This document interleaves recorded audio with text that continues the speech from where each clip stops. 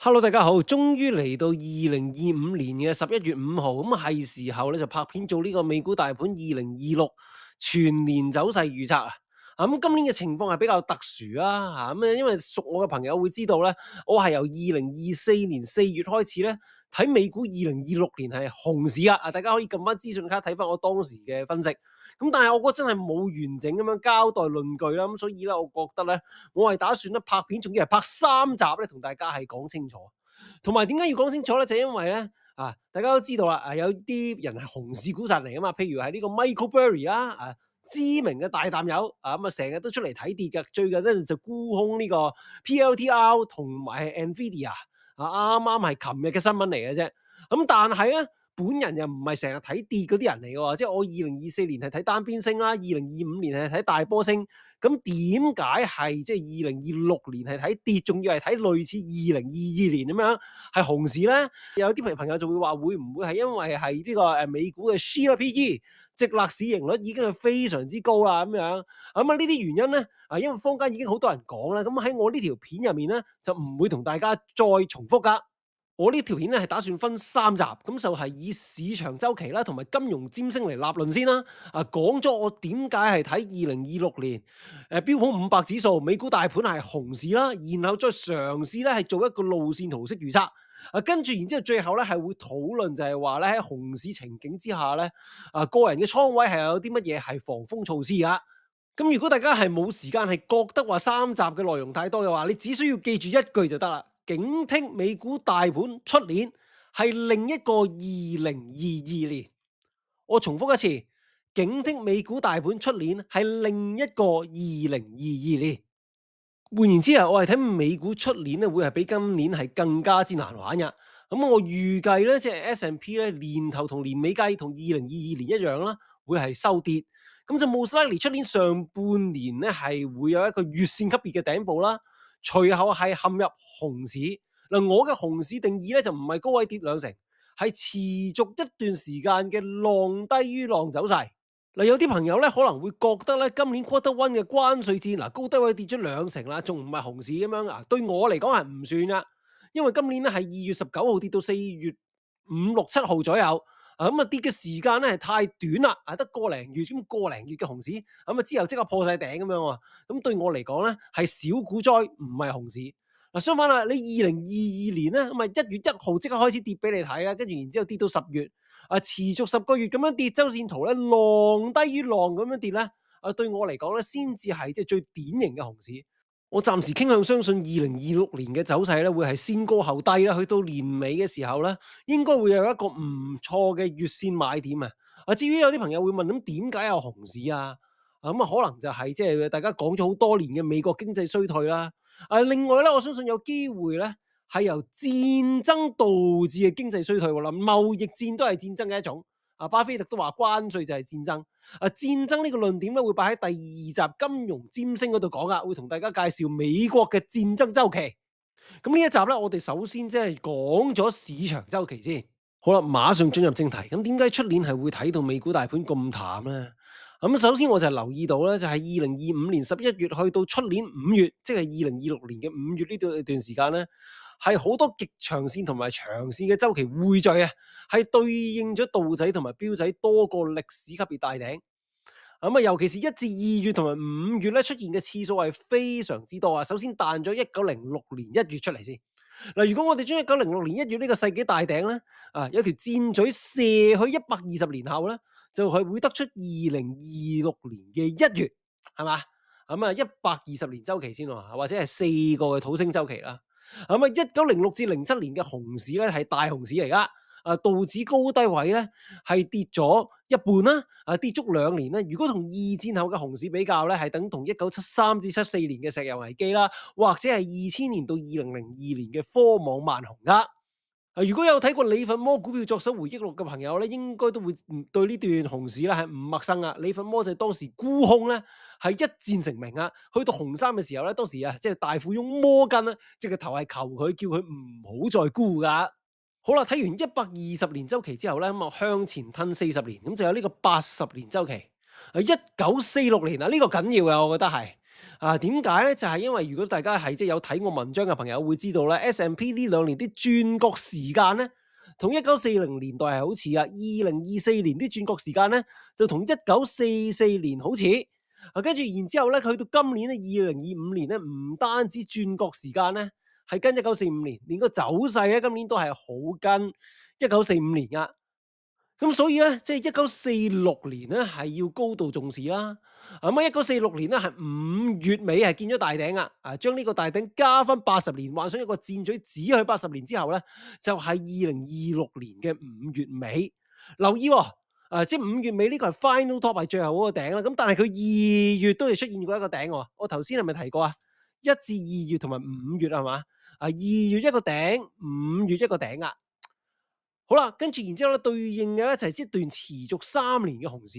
咁當時咧其實咧，你話佢跌幅咧又唔算話非常多嘅。如果以 S&P 嘅回測數據嚟計咧，呢個係S&P 嘅周線圖。咁但係其實1946年嘅時候咧係未有標指嘅，係得道指嘅啫。呢個係回測數據嚟㗎。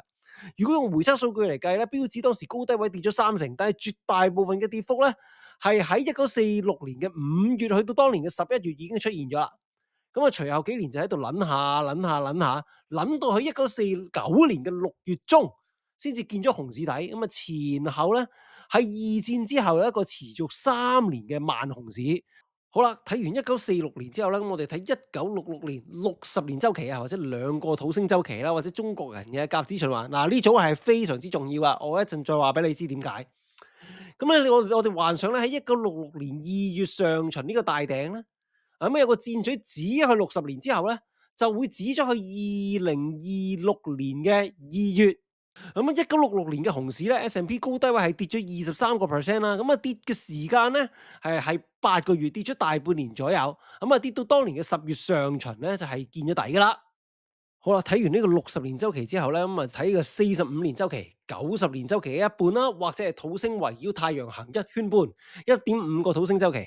1980至82年熊市啊，咁係一次持續時間比較長嘅熊市，同1906至07年一樣啦，都係跌接近2年嘅時間啦。咁但係個跌幅係細啲嘅，個跌幅係同2022年熊市一樣咧。S&P 高低位跌28%。當時喺1980年11月尾見大頂啦，然之後1981年1月咧。係出多個頂。如果我哋幻想一個箭嘴指咗去45年之後嘅話咧，就會指咗去2025年嘅11月尾，同埋2026年嘅1月。所以咧，大家都要留意呢一組週期噶。極長線週期講晒，咁開始睇長線週期，睇 S&P 咧係近代啲嘅走勢啦。首先就係有啲朋友可能經歷過嘅歐債危機熊市啦。就係當時咧係 S&P 咧週線咧呈現一個三頂嘅。2月首先出咗一個頂，跟住然之後咧最高嗰個頂咧係5月初出現噶。又係2月同埋5月，見唔見到啊？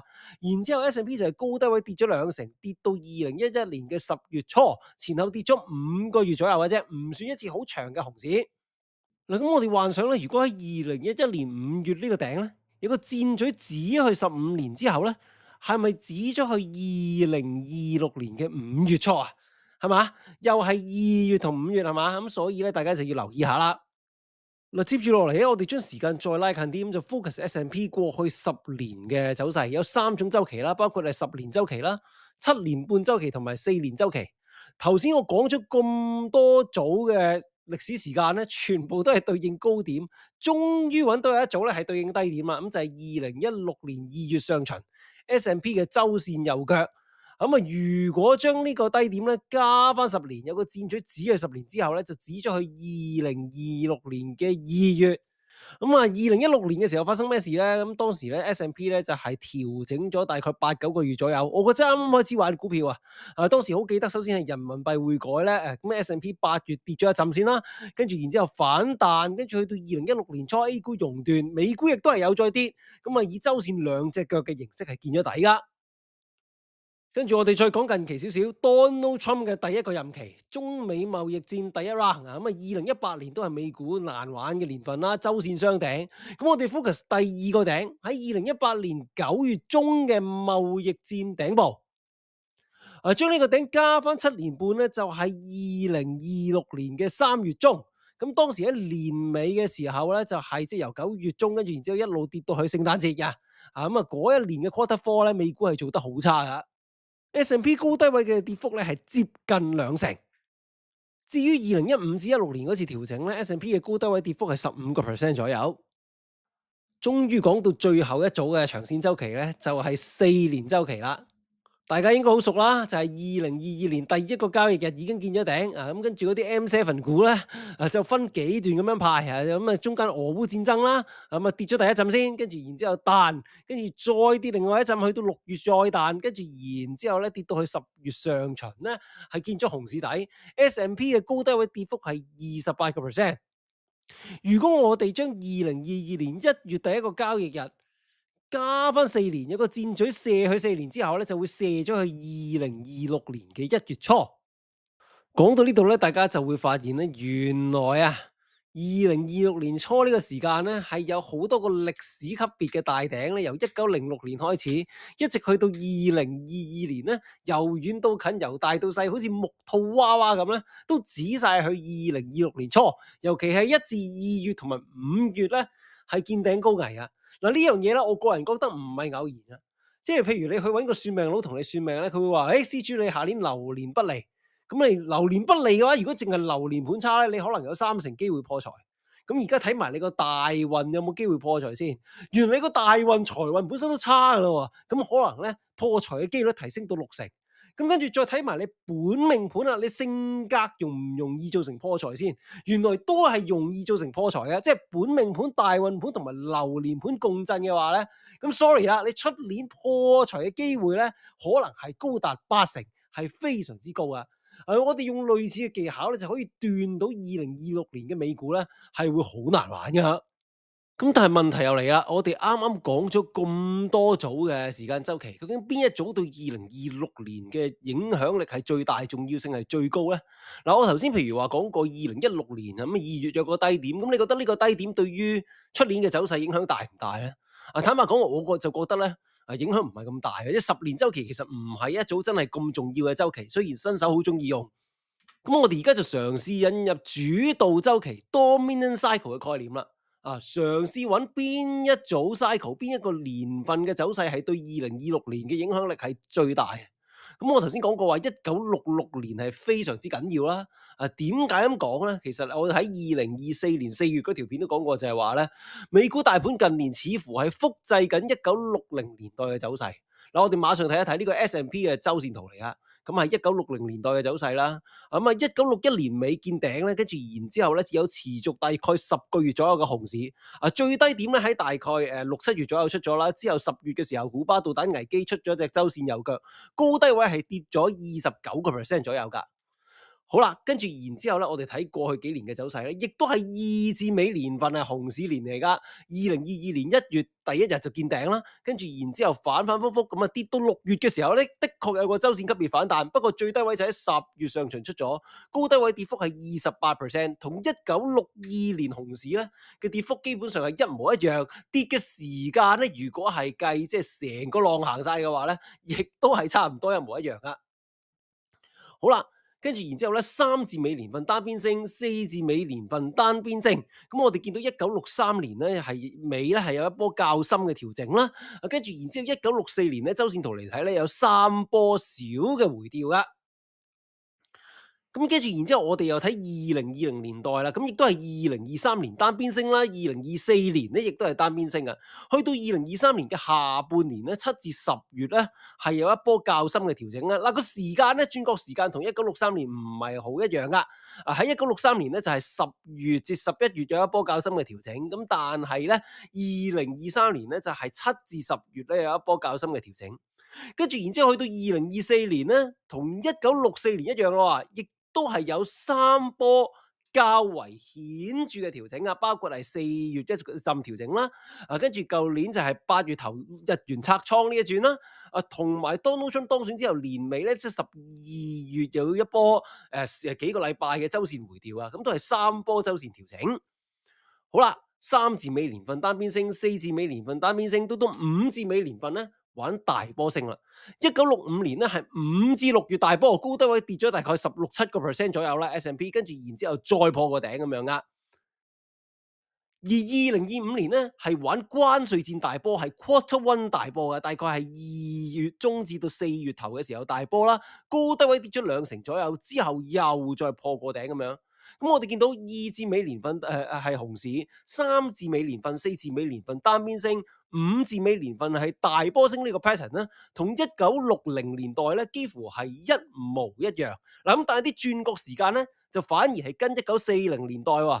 1965年咧係5、6月大波啊嘛，咁但係咧2025年咧就係即係2月到3月尾4月頭係大波，呢個跌嘅時間咧係反而跟翻1945年，就唔係跟1965年嘅。換言之咧，即係2025年嘅走勢咧，就結合咗1965年嘅大波啦，同埋1945年嘅轉角時間。好啦，跟住大家最關心就係6至尾年份係點咧？咁1966年咧就係熊市嚟啦，我講過係一個持續8個月左右嘅熊市。咁如果我哋即係話美股大盤複製1960年代浪形嘅呢個 pattern 繼續成立，2至尾年份熊市，3、4至尾年份單邊升，5至尾年份大波升，咁6至尾年份如果繼續玩複製嘅話，咁好大機會係浪低於浪喎，係熊市嚟㗎，啱唔啱啊？咁所以咧，我就係認為咧，即係如果1966年嘅走勢係主導周期，1946年嘅走勢係主導周期，呢兩個年份頭先我哋睇過都係西啊嘛，咁所以 most likely 2026年都係西啦。即係我覺得呢兩個年份嘅走勢咧，對於2026年嘅影響係最大，係最有參考價值嘅。嗱，我哋重溫一下咧，其實1966年同埋1946年嗰啲轉角時間係差唔多，不過見大頂嘅時間唔一樣咯。1966年係2月頭出咗最高個頂，咁啊跌咗落嚟彈一彈，4月再出另一個頂，咁啊反覆跌到10月上旬啦。而1946年咧就係2月一個頂先，咁啊跟住5月再破少少頂，然之後咧最主要嘅跌浪係喺5至11月出現嘅。呢個情況其實反而咧就係似2011年啦，1946年嗰個跌嘅玩法咧，同2011年咧好似2011年2月一個頂，5月一個頂，7月頭第3個頂，跟住然之後咧最主要嘅跌浪咧係喺5至到10月呢段時間咧係出現咗噶，咁係咪同頭先咧我講過嘅1946年咧係高度相似咧？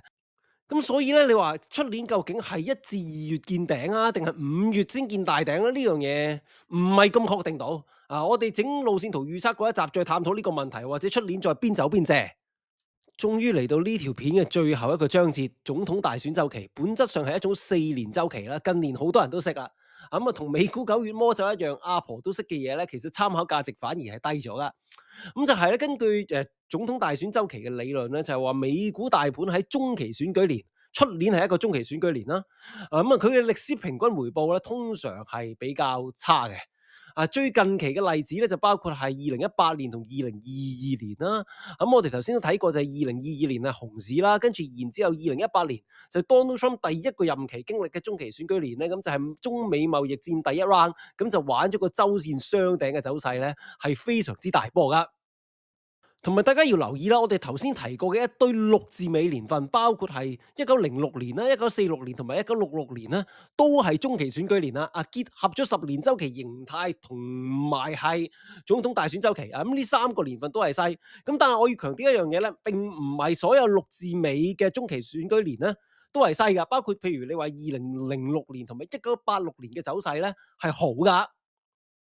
好啦，我哋啱啱咧就用咗接近20分鐘嘅時間咧，就討論咗2026年睇跌嘅理據嘅一半啫，講咗市場週期嘅部分。下一集我哋會探討金融尖升同埋戰爭週期嘅部分啦，再去到第3集會做路線圖式預測同埋講一講咧熊市嘅防風措施。咁祝各位朋友2026年咧，大家都係平安過渡，都係冇事噶。拜拜。